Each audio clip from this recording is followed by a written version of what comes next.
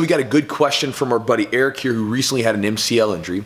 He said it's not too bad. He didn't have to have surgery on it, but the problem that he's running into is that he feels really nervous and hesitant to return to training. And he's wondering how he can get back into the right mindset and really get back and ready to train.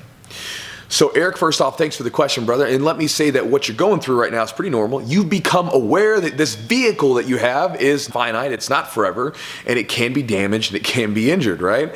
And that's kind of a weird thing to wake up to. A lot of the young guys, I used to be one. I'd see other guys get injured, and then once I actually got injured, I was like, this sucks, man, because it took the thing that I really enjoyed doing the most and just ripped it away from me, pulled the carpet out from under me.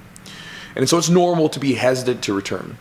But I'll share with you the way that I've returned from my most recent injuries, which is more intelligent and a smart way to do it, and has helped me gain confidence back, because I know exactly what you're talking about.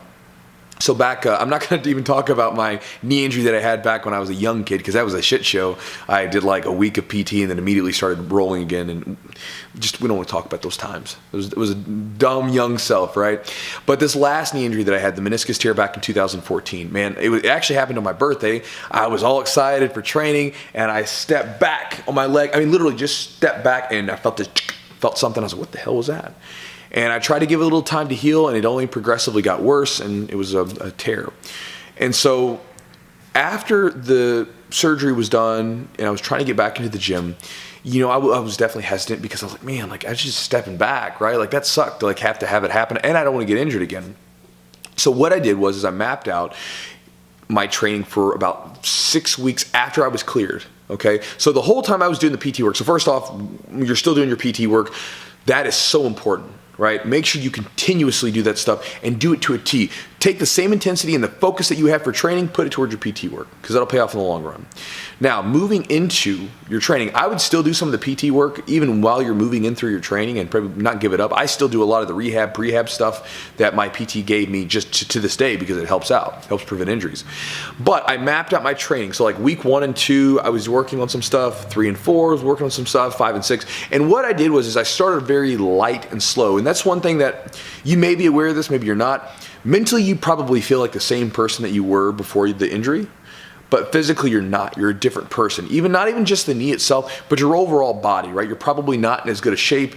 The connections, like the neuromuscular connections that you had, like essentially your timing, that's going to be all off when you come back. So it's very important that when you start back to the gym, even if you're cleared, start slow, because your body's just not going to be where it was. It's going to be missing a step. So it's very, very smart to ease back into the process.